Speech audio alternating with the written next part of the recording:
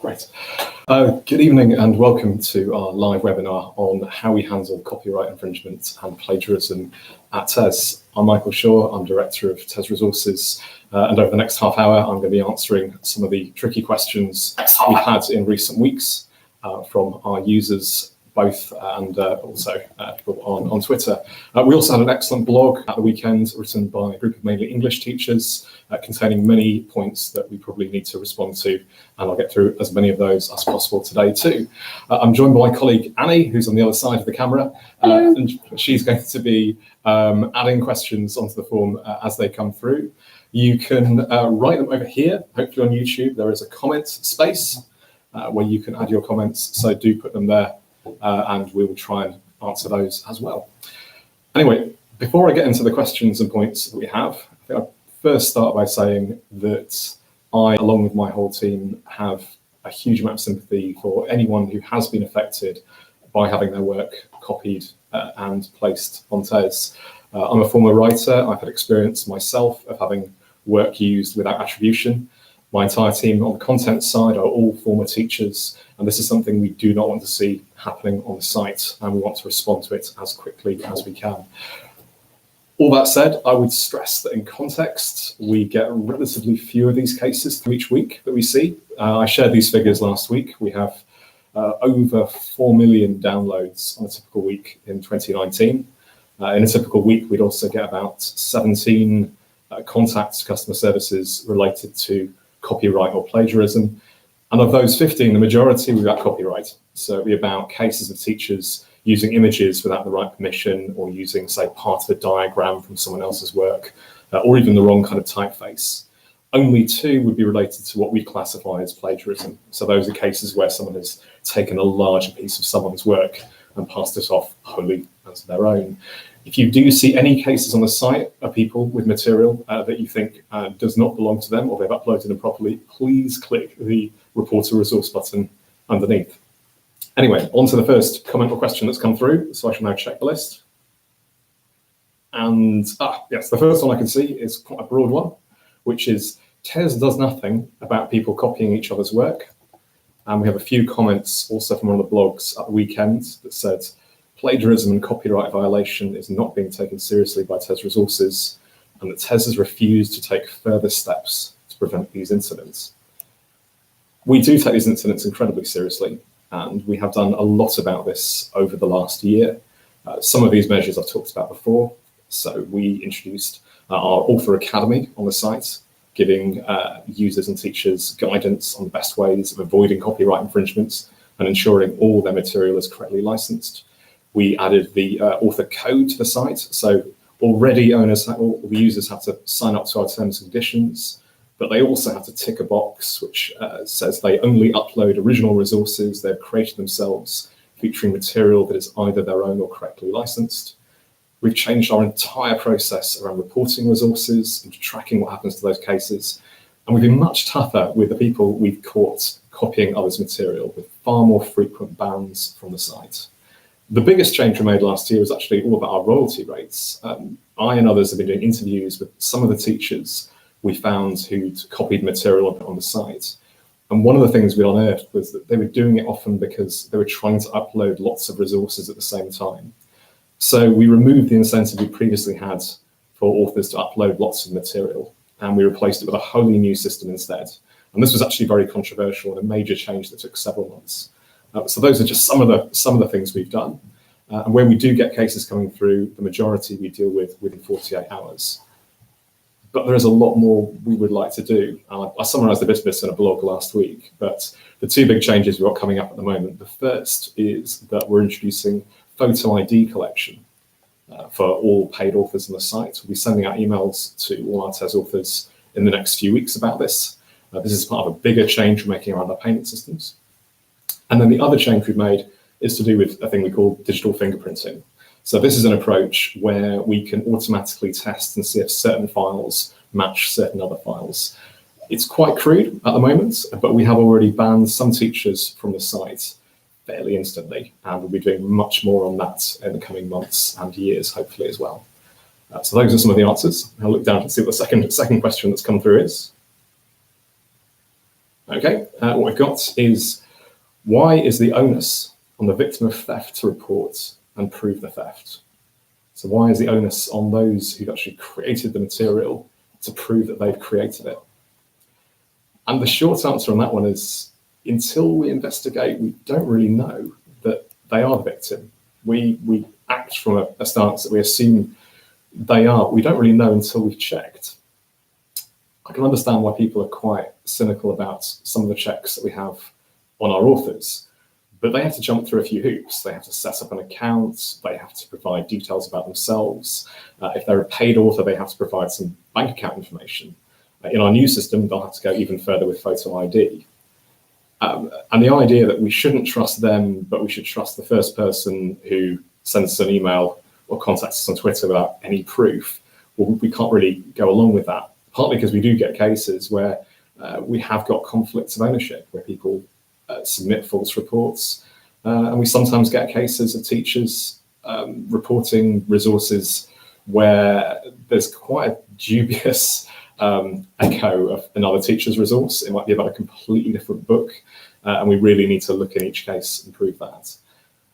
Also, proving ownership tends to be quite simple. Usually, it should just be a case of if there's something that you've created already that you've got online, just sending in the URL. If it's a resource or a PDF you've already got, emailing that through, and we'll know straight away. Obviously, we'd rather these cases didn't happen at all, and work we're doing around both the digital fingerprinting and other tools will hopefully prevent more of those in the future. Anything flagging up in the comments so far? Not so far. All good. Okay. In that case, I'll continue to look at one that came through on the blog that was shared by a few teachers at the weekend. And this was that asking people to buy resources to check for copyright issues in order to then claim a refund is unfair and illogical. Again, grateful to those who wrote this blog, because not only did they state that, but they also put in two proposals for better alternatives. They proposed allow for full downloads with retrospective payment rather than asking people to buy resources simply to check for copyright infringement. So the idea that people could download and then pay later. And they also suggested the idea, enable reviews of paid content without purchasing, so that copyright infringement, which is clearly evident in the preview pane, can be challenged in a review. Right.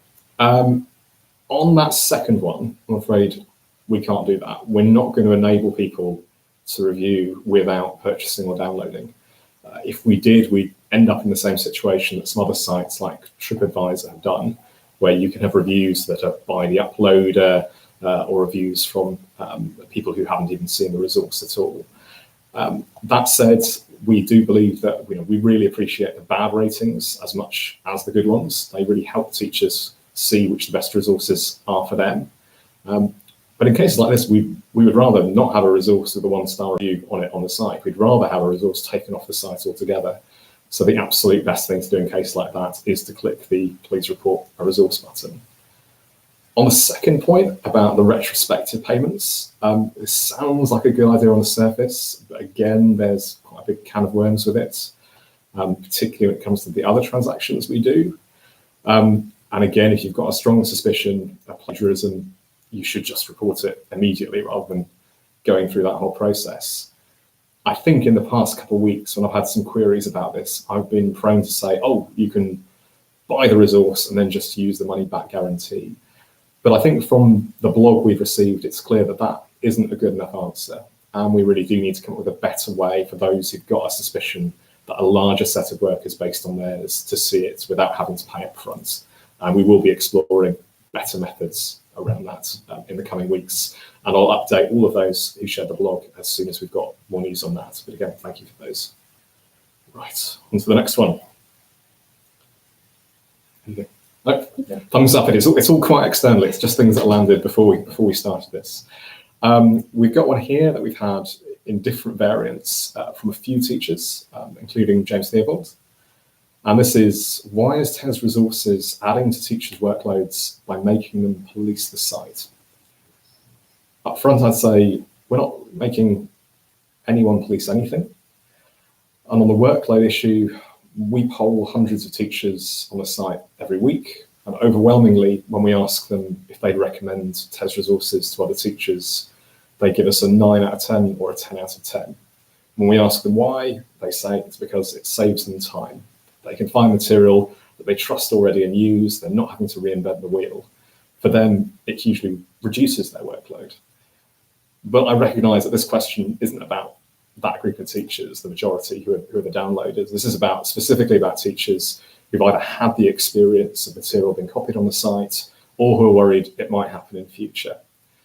And for those, are we expecting them to check the site regularly? It really is entirely up to them. If you're really, really concerned that there are teachers out there copying your work on the internet, then yes, maybe you should be checking, but it won't just be because of Tes.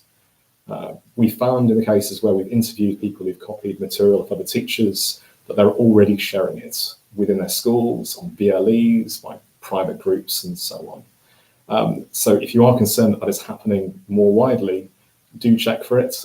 There are a few tricks you can use if you're not using this already.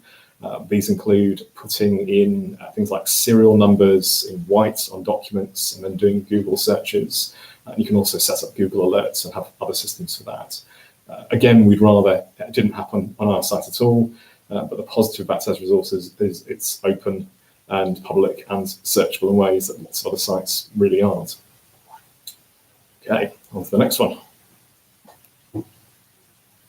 Can you guarantee that none of my resources will ever appear on Tes? The answer to that, I'm afraid, is no. From the interviews that I've done with, again, some of the teachers we banned in the last year, I found it fascinating how many work closely with teachers who they've copied. It often happens accidentally. So it's often a teacher who taught alongside another teacher who's created a resource and they've included, say, a starter activity, and they've forgotten, or say they've forgotten, that was made by another teacher when they upload it. Often the reasons they give are carelessness. And in those cases, the additional problem is there's no way we'd be able to spot them in advance. This is material that's been privately shared between teachers, and the first time we see it is on our site. Then we wouldn't know that it wasn't original. The additional problem is around the limits of technology when it comes to actually checking similar documents. I'm very, very keen on doing more of the approach where we can automatically check material. So similar to the approach that's taken by YouTube and a few other sites at the moment. But even those systems have problems. It's very, very hard to spot diagrams, for example, when they've been redrawn, or material that's been reformatted. And resources on Tes often contain presentations, they contain images, they contain things that are very, very difficult to parse in that context. It's actually easier to do things like checking for matching videos. And when you look at the cases where YouTube and Facebook do this, even they face challenges. So with the Christchurch attack recently, there were 1.5 million versions of that video uploaded, and the auto detection failed to spot 300,000 of them. And those are versions of the same video, not redrawn diagrams. So it's a very challenging issue. But again, we hope this doesn't happen at all. Right. Anything else emerging from the outside world? No, all good so far. Okay.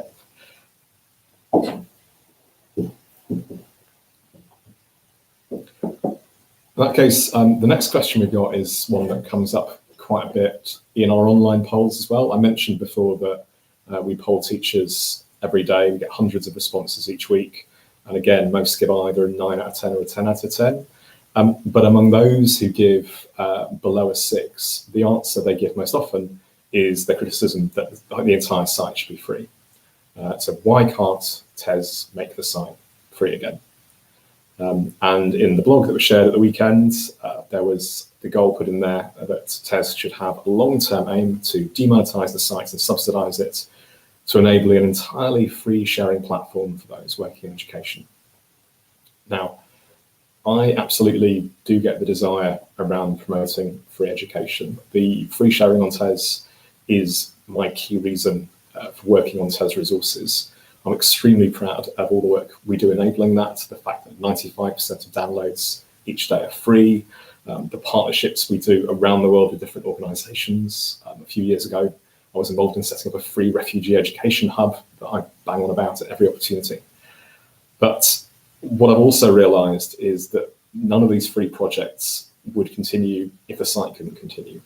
And there are lots of cases in recent history of resource sharing sites that have been set up for teachers that have then collapsed. Some of these collapsed because they didn't prove popular, some because they were unsustainable. These include sites set up by The Guardian. They include an open education site that was set up by JISC, the body related to higher education. There was an EU lesson sharing site that I was at the launch of a couple of years ago that we've not heard much of. So these projects often disappear, unlike Tes Resources. We need to find a way to ensure that we can just pay the basics of things, including our hosting costs, plus all the costs of the team that actually monitors the site and helps take down material when it's reported. Caroline Spalding, in an exchange we had on Twitter this week, wrote a great suggestion. She wrote, "Tes can successfully plan for removal of charges if there is a will. Advertising, links to a subscription, it doesn't take much effort to envisage alternatives." All those suggestions are good suggestions. Unfortunately, both display advertising and promoting links to Tes subscriptions and things like that are approaches we tried here for over a decade. And they made some inroads, but not enough to get anywhere near even covering the hosting costs of the site.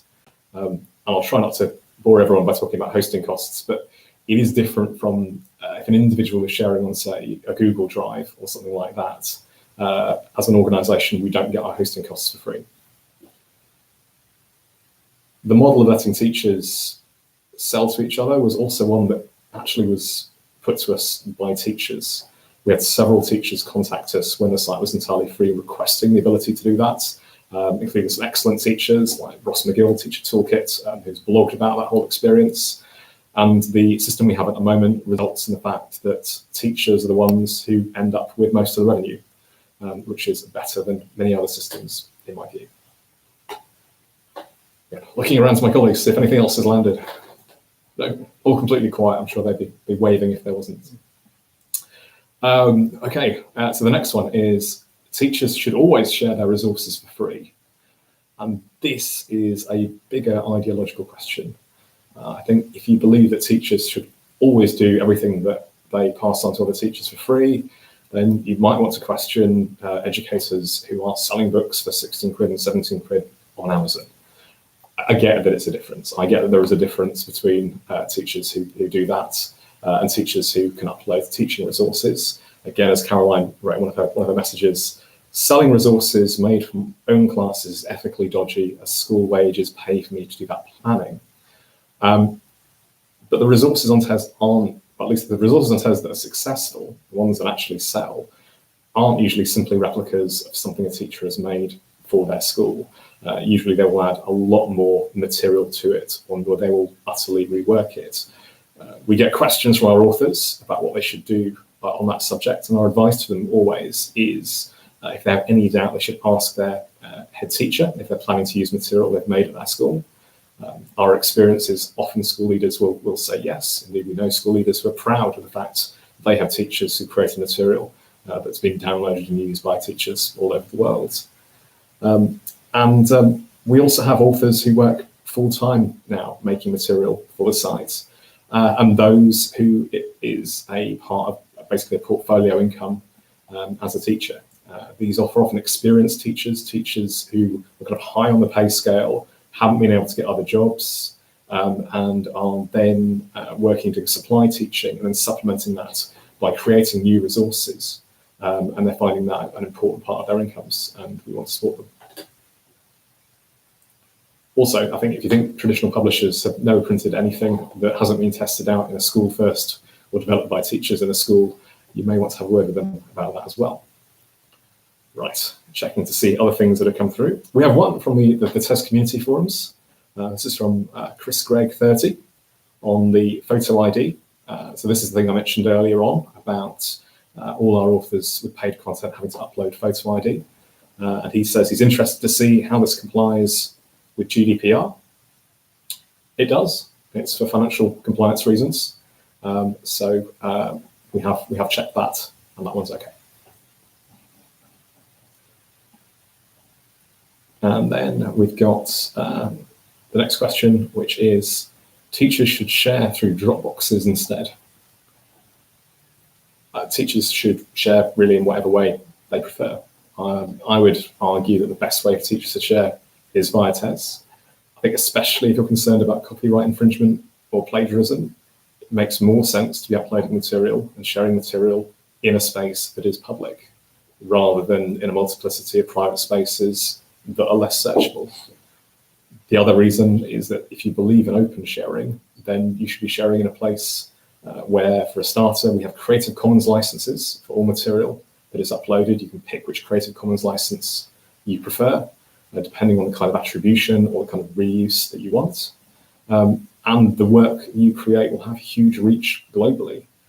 So your work will help teachers all over the world. Oh, but it's fine. We're still live. Okay. Yes. Anyway, those are the questions we received ahead of time. I'm trying to think if there are any other key ones that frequently come up. We've got one of my other colleagues across. You are. Sal. He's shaking his head. We've covered quite a lot of. I guess one of the ones that comes up is about what happens with payment in the cases of a resource that's been copied. So we do get cases where someone comes on the site and they see a resource that another person has copied and uploaded. Again, these cases are very, very, very rare. And the first question is, well, if this person has been charging £5 for this resource, what happens to the money for that? Whenever we investigate these cases, we tend to find that actually they tend not to have sold much at all, for the perhaps predictable reason that particularly if someone's created a free resource, a paid version of it is not going to be that popular with teachers. And if it's a version of an existing resource, for reasons around search engine optimization and links, the earlier resource will be the one that's more popular. But the question then goes, well, what will happen to, say, the £10 that this resource has actually made in sales? And the answer now is that we ensure that we designate an equivalent amount to our charity at Tes to ensure it's very, very clear that we don't profit. Now, we don't really profit even from that £10 because of that, only about 16%, £1.60 goes to Tes itself. And then more than that is then taken up by the hours and hours our customer services team will spend investigating that case, and then the investigation work that I and other colleagues will do as well. So it's entirely not profitable for us. I can understand why some teachers wonder whether we should give that entire amount to that first creator, and there are some discussions to be had about that. The reason we don't for the time being is that we don't want to consider it a valid purchase. We don't want to consider this something that is a valid transaction, and that creates problems in its own right. Also, if we've got a case of a teacher who's uploaded a resource which contains different copyright material, it may be from a range of different sources, which creates another headache. So overall, when I've spoken with authors directly about this who've been affected and told them the amount of money we're talking about, usually they are happy for the charity option. But as I said before, we'd rather these cases never happened, and are very glad they're in the small minority.